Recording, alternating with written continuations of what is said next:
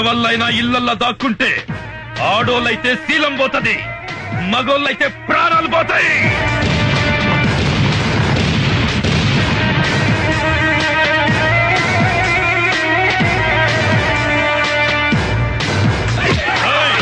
ఇళ్లను కాపాడిక ఏ పోలీసు వస్తాడో చూద్దాం. మక్కలేదు అనరా.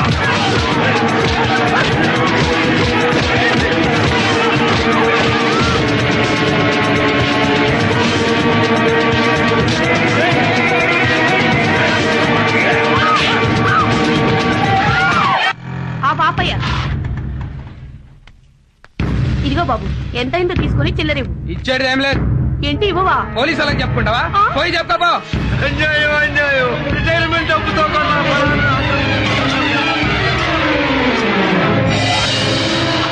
ఎరా నీకు బండి కావాలా ప్రాణాలు కావాలా?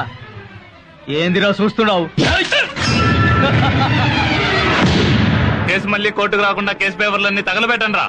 ఏంటండి పోలీసులు లేరని కోర్టుల మీద పడి దౌర్జన్యం చేస్తారా? జడ్జి గారిని వదిలిపెట్టద్దు.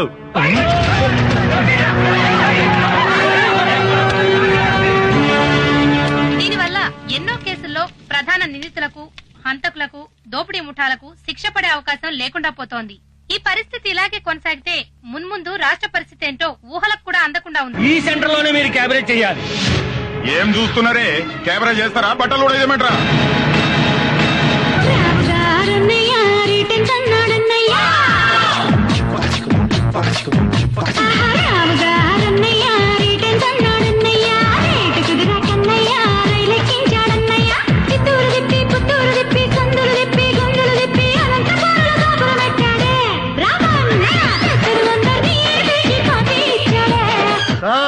కాపాడండి అయ్యా, మమ్మల్ని కాపాడండి.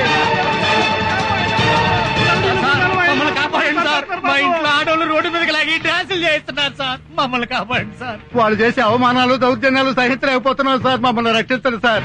మీ పోలీసులు లేకపోతే మేము ప్రజలు బతకలేవు సార్, బతకలేవు సార్. మీరు రావడం ఆలస్యం అయితే మా మానవ ప్రాణాలు పోతాయి సార్. మీరు అర్జెంట్ గా రండి సార్. అర్జెంట్ గా రావాలరా మీకోసం.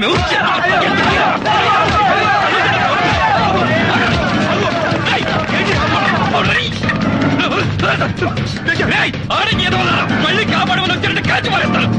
పై అధికారుల నుంచి పొలిటీషియన్ దాకా, జేబు దండల నుంచి ఫ్యాక్షనిస్టుల దాకా అమ్మ నా బూతులు తిడుతున్నా మేము పట్టించుకోకుండా మీకు సేవలు చేసావురా.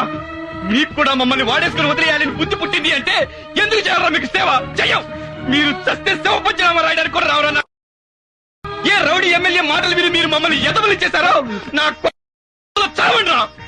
ఈ పోలీసు ఉద్యోగంలోకి రాకముందు ఈ సొసైటీ నాశనం అవడానికి రౌడీలు, రాజకీయ నాయకులు, ఫ్యాక్షనిస్టులు, నక్సలైట్లు, పోలీసులు అనుకున్నారు సార్. కారణం కాదు సార్, కాదు. ఈ ప్రజలు సార్. వీళ్లకున్నది జబ్బులు ఎవరికి లేవు సార్. ఆ జబ్బు వల్లే ఒక్కొక్కడు ఇళ్లలో దాక్కుని సాక్ష్యం చెప్పకుండా పోలీసులు ఎదవలు చేశారు sir. I have to invent a new language to accuse people like you. మిమ్మల్ని తిట్టాలంటే కొత్త భాష కనిపెట్టాలా?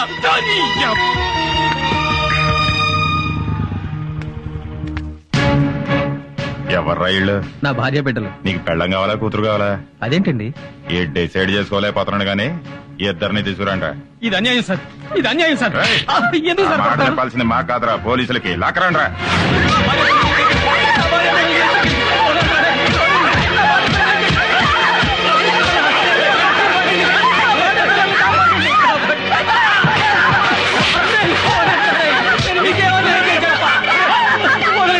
పోలీసులకు ఫోన్ చేస్తాను. హలో హలో, ఎవడు ఎక్కడేంట్రా? ఏమైపోయారా? ఎక్కడ తెచ్చారా అందరూ? మా ఎమ్మెల్యే గారు దేవుడ్రా, ఆయనకి ఫోన్ చేస్తాను. నేను చెప్పుకోవాలరా బాబు. హలో హలో, ఏమయ్యవరా దరిద్రుడా? ఏం చేస్తున్నావురా? ఎత్తవేంట్రా? చచ్చావురా? నువ్వు కూడా చచ్చిపోయావా? ఏమయ్యారా నాయకులారా? ప్రభుత్వమే పట్టించుకోకపోతే మేము ఎవరితో చెప్పుకోవాలరా? మిమ్మల్ని ఎమ్మెల్యేలు చేశాం, మంత్రులు చేశాం, ముఖ్యమంత్రులు చేశాం. మీ ప్రభుత్వం ఏం చేస్తుందిరా? సమాధానం చెప్పండిరా. మేము నీటి పన్ను కడుతున్నాం, రోడ్డు పన్ను కడుతున్నాం, ఇంటి పన్ను కడుతున్నాం. మా బతుకులు ఎవరితో చెప్పుకోవాలరా? మేము బతికి బట్ట కట్టాలంటే ఎవరి కాళ్ళు పట్టుకోవాలరా? ఎవరి సంకరాకాలరా? చెప్పండిరా. ఎవరిది చెప్పండి, సమాధానం చెప్పండి. గుండాలు, రౌడీల నుంచి మమ్మల్ని ఎవరు కాపాడతారండి? ఓట్లేసి మిమ్మల్ని ఎంపీలని, ఎమ్మెల్యేలను చేసింది మమ్మల్ని కాపాడతారని దీనికి ముఖ్యమంత్రి గారే సమాధానం చెప్పాలి. ఎవరికి చెప్పుకోవాలి మా కష్టాలు? ఒక్కరు కూడా మమ్మల్ని పట్టించుకోవడం లేదు. అడగడానికి వచ్చినప్పుడు మాత్రం మాకు అది చేస్తాం, ఇది చేస్తామని అంటారు. ఇప్పుడు రౌడీలు మా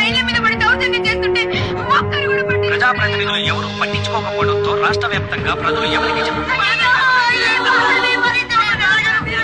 Government servants, doctors, lawyers, senior citizens are being suffered by local rowdies. So government has to take severe action to control these circumstances. Andhra Pradesh में गुंडागिरी से सारे हॉस्पिटल्स बंद किए गए हैं. మహిళలపై జరుగుతున్న దాడుల వల్ల పలు ప్రాంతాలు అల్లకల్లోలంగా తయారయ్యాయి. ఈ అకృత్యాలు భరించలేక ప్రజలు బయటకు రావడానికి భయపడుతున్నారు. ఒంటరిగా వెళ్తున్న వారిపై దుండగులు అగాయించాలకు పాల్పడి దోపిడీలు, దొంగతనాలు చేస్తున్నారు. ఎదురు తిరిగిన ప్రజలను హత్య చేస్తున్నారు. ప్రపంచవ్యాప్తంగా ఉన్న ఆంధ్రులంతా ఆందోళన పడుతున్నారు. Due to the resignations of the police, the people of Andhra Pradesh are suffering with many problems.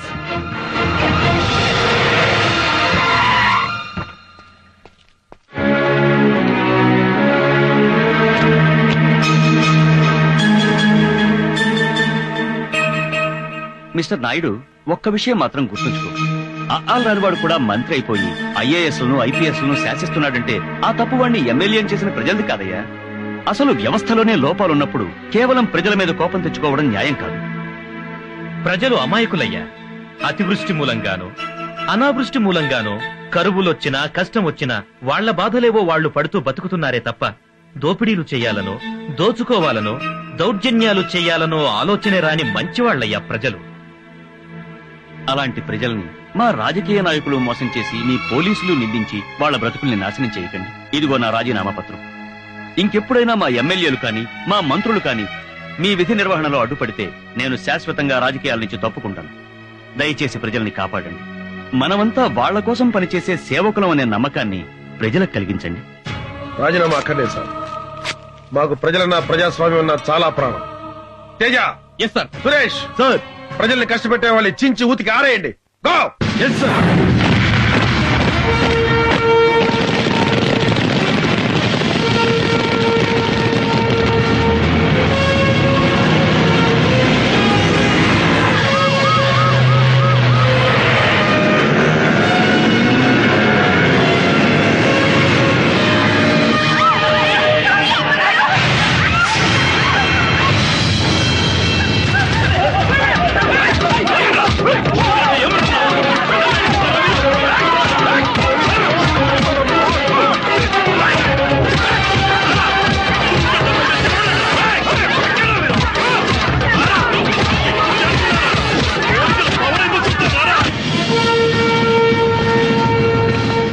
ఎవ్వని కమ్మినా పైసలే పైసలు రా.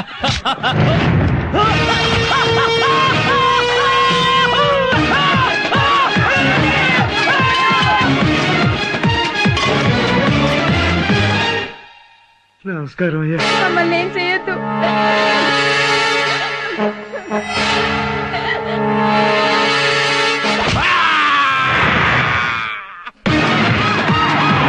మర్యాదగా నీ పళ్ళాన్ని పంపించావా సరే, లేకపోతే నిన్ను చంపి నీ పళ్ళాన్ని రేపు చేస్తా.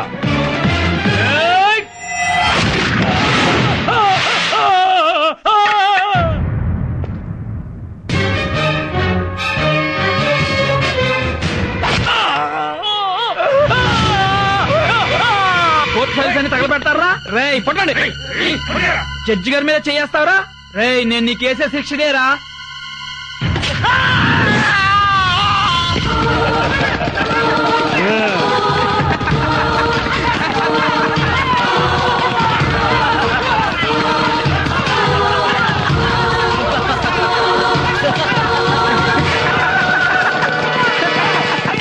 ఆయన వెంటనే రాజీనామా చేయాలి. మళ్ళీ పోలీసులపై గౌరవం పెరగాలి. పోలీసులంటే మీకు అంత ఇష్టమా సార్?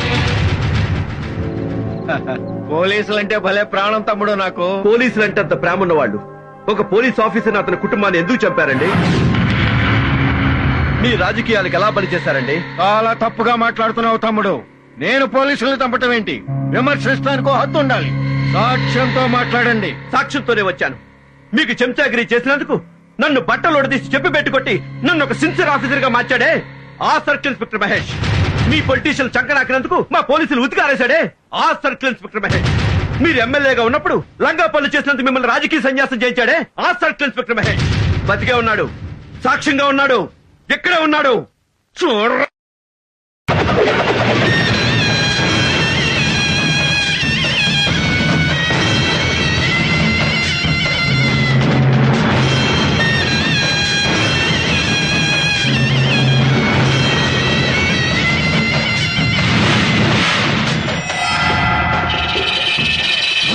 మీ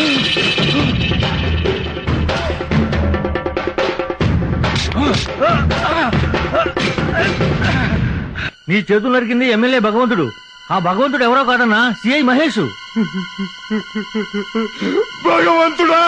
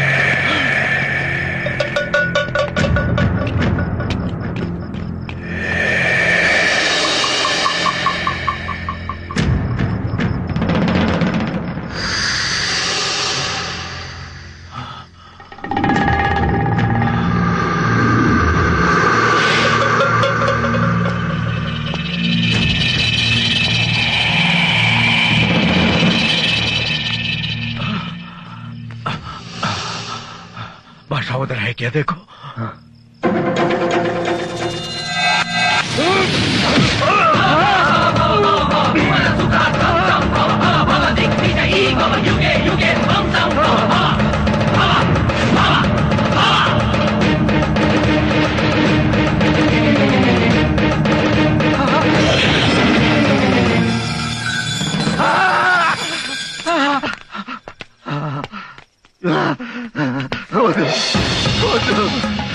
నన్ను చంపద్దు, నన్ను చంపద్దు, నీకు నన్ను పట్ట వద్దు, నన్ను చంపద్దు, నన్ను చంపద్దు, నీ కాళ్ళు పట్టుకుంటే నన్ను చంపద్దు,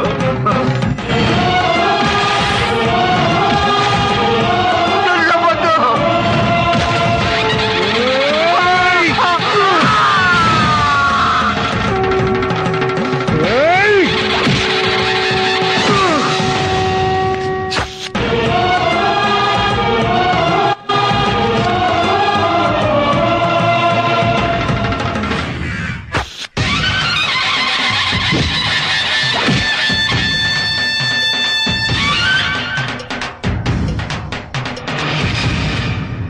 పొలంలో మందేస్తే పురుగులు చావాలి, ఎంత పురుగు చస్తే అంత ఎక్కువ పంట పండుతుంది. నీ మూలంగా సమాజంలో ఎన్ని పురుగులు చచ్చాయన్నది పక్కన పెడితే అలాంటి ఆలోచన విధానానికి శ్రీకారం చుట్టినందుకు నిన్ను మనస్ఫూర్తిగా అభినందిస్తున్నాను. థ్యాంక్స్ అయ్యా. థ్యాంక్స్ చెప్పి మళ్ళీ మీ రాజకీయ నాయకులు చెడ్డ పనులు చేయకండి సార్. ఈ సొసైటీ బాగుపడాలంటే ఏ ప్రభుత్వానికైనా 2 నాలుకలు 2 పాలసీలు ఉండకూడదు సార్. దానివల్ల ప్రజలు పోలీసులు చెడిపోతున్నారు. చట్ట విరుద్ధమైన పనులు చేసే వాళ్ళని శిక్షించమని మీరే చట్టం చేస్తారు, మళ్ళీ మీ రాజకీయ నాయకులు దాన్ని అమలు కాకుండా చేస్తారు. కోడి పందాలు చట్ట విరుద్ధం అంటారు. కోడి పందాలు ఆడే వాళ్ళని అరెస్టు చేస్తే వాళ్ళు ఎమ్మెల్యే గారికి ఫోన్ చేస్తారు. ఎమ్మెల్యే గారు పండగ కదా వదిలేండి అని పోలీసులకు ఫోన్ చేస్తారు. వ్యభిచారం చట్ట విరుద్ధం అని చట్టం తెచ్చారు. లాడ్జి మీద రైడ్ చేసి వ్యభిచారం చేస్తున్న వాళ్ళని అరెస్టు చేస్తే ఆ లాడ్జి మా పార్టీ వాళ్ళది కాదు, ఇదంతా ప్రతిపక్షాల కుట్రని కొట్టిపారేస్తారు. అసలు మీరు చట్టం చేయడం ఎందుకు, పోలీసుల్ని ఫుట్బాల్ ఆడడం ఎందుకు? అలాంటప్పుడు చట్టాలు ఎత్తేయండి సార్. హాయిగా కోడి పందాల దగ్గరికి వెళ్ళి మేము కూడా ఎంజాయ్ చేస్తాం. వ్యభిచారం చేసేటప్పుడు గొడవలు జరగకుండా లాడ్జికెళ్లి బ్రోకర్లు అక్కడే పడుంటాం. పోలీసులు అయితే మీ రాజకీయ నాయకులు కుక్కల కంటే హీనంగా తయారు చేస్తున్నారు. ఎవరు అధికారంలో ఉంటే వాళ్ళకు అనుకూలంగా పనులు చేయించుకుంటున్నారు, తప్పుడు కేసులు పెట్టిస్తున్నారు. ఫలానా పోలీసు ప్రతిపక్షంలో ఉన్నప్పుడు మన మాట వినలేదని అధికారంలోకి రాగానే ఆ పోలీసులు ట్రాన్స్ఫర్ పేరిట ఎక్కడికెక్కడికో విసిరి పారేస్తున్నారు. పాలసీ పేరుతో లూప్ లైన్ లో పడేస్తున్నారు. కొంతమంది రాజకీయ నాయకులైతే వాళ్ళ కులానికి సంబంధించిన పోలీసు అధికారుల్ని వాళ్ళ జిల్లాల్లో వాళ్ళ నియోజకవర్గాల్లో వేయించుకుని మచ్చ లేకుండా పనిచేయాల్సిన మా పోలీస్ డిపార్ట్మెంట్ కి కులం పిచ్చి రాజకీయ పిచ్చి పట్టిస్తున్నారు. ఇది ఇలాగే జరిగితే పలుకుబడి ఉన్నవాడు రాష్ట్రాన్ని చిల్లర కొట్టుగా మార్చి సిగరెట్లు పాన్ పరాగులు కొనుక్కున్నట్టుగా మమ్మల్ని కొనుక్కుంటారు సార్. సార్ దయచేసి రాజకీయాల్ని ప్రజాసేవకు మాత్రమే ఉపయోగించండి సార్. సార్ పోలీసులు ఒక్కరోజు డ్యూటీలో లేకపోతేనే సాక్షాత్తు ముఖ్యమంత్రి మన పోలీసుల దగ్గరికి పరిగెత్తుకుంటూ వచ్చారు. అంత విలువైందండి మన పోలీస్ డిపార్ట్మెంట్. మనం మాత్రం ఫలానా స్టేషన్ కి ఫలానా ఎస్ఐ అయ్యింది అని చెప్పి ఎమ్మెల్యే కాళ్ళు పట్టుకుంటాం. రాజకీయ నాయకులకు సేవ చేయడం మానేసి ప్రజలకు సేవ చేయండి సార్. చూడండి, ఎమ్మెల్యే కంటే మంత్రి గొప్పవాడు, మంత్రి కంటే ముఖ్యమంత్రి గొప్పవాడు, ముఖ్యమంత్రి కంటే ప్రధాని కంటే రాష్ట్రపతి గొప్పవాడు, ఆ రాష్ట్రపతి కంటే గొప్పవాళ్ళు ప్రజలు. మీరు ఎంత గొప్పగా బతికితే ప్రజాస్వామ్యానికి అంత గొప్ప భవిష్యత్తు ఉంటుంది. సార్ నేనెన్నో మంచి పనులు చేశానని పొగిడారు. పొగడ్తలు కాకుండా నాకు బహుమతిస్తారా? మా అందరి భవిష్యత్తు గురించి ఆలోచించిన వాడివి, నీకు బహుమతేంటయ్యా? ఏదైనా ఇవ్వచ్చు, అడుగు. ఎమ్మెల్యేగా రాజీనామా చేస్తాను. మళ్ళీ నాకు సర్కిల్ ఇన్స్పెక్టర్ గా ఉద్యోగం ఇప్పించండి సార్. కాకి బట్టలు వదిలేసి కద్దరు బట్టలు వేసుకోవడానికి ఎంత బాధపడ్డానో, ఎమ్మెల్యే అయి వెధవ పనులు చేయడానికి మనసులో ఎంత కుళ్ళి ఏడ్చానో నాకే తెలుసు. ఎమ్మెల్యే టికెట్ సంపాదించడానికి నా ఆత్మగౌరవాన్ని చంపుకుని ఓ నాయకుడి కాళ్ళ దగ్గర కుక్కల పడున్నాను. గెలవడానికి డబ్బు కోసం నా ఆత్మాభిమానాన్ని తాకట్టు పెట్టి ఓ సంబంధం లేని ఆడదాన్ని కాళ్ళు పట్టుకున్నాను. ఎలాగైనా గెలిచి తీరాలన్న కసితో ప్రాణానికి తెగించి ఒళ్లంతా తుట్లుగా పడిపించుకున్నాను. చివరికి ఎమ్మెల్యేగా గెలిచాను. గెలిచాక నేను చేసిన పనులన్నీ మీకు మంచి పనులుగా కనిపించకపోవచ్చు సార్. ఓ ఆడది బట్టలోడు తీసుకుని క్యాబరే చేస్తుంటే కళ్ళప్పగించి చూసే క్యారెక్టర్ కాదు సార్ నాది. కానీ నేను అలా చేస్తేనైనా ఇలాంటి సిన్సియర్ ఆఫీసర్లు రియాక్ట్ అవ్వకపోతారన్న చిన్న ఆశ. ఈయన రియాక్ట్ అయ్యారు, నేను సక్సెస్ అయ్యాను. సార్ నేను దేవుళ్ళని నమ్మే మన పోలీసుల్ని ఈ ప్రజలతో కొట్టించాను. దానికి నా మనసులో ఎన్ని వేల సార్లు క్షమాపణలు చెప్పుకున్నానో నాకు తెలుసు సార్. అలా చేస్తేనే ఈ జనం మీద మీకు కోపం వస్తుందనుకున్నాను, వచ్చింది.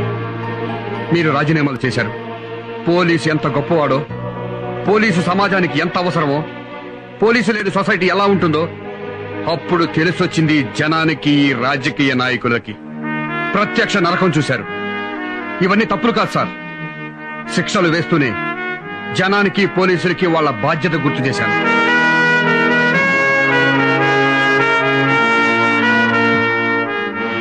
అమ్మ కడుపులో బిడ్డ ఎంత పవిత్రంగా ఉంటుందో యూనిఫామ్ లో ఉంటే నేనంత స్వచ్ఛంగా ఉంటాను సార్. సిన్సియర్ గా డ్యూటీ చేస్తాను సార్. నా ఉద్యోగం నాకు ఇప్పించండి సార్.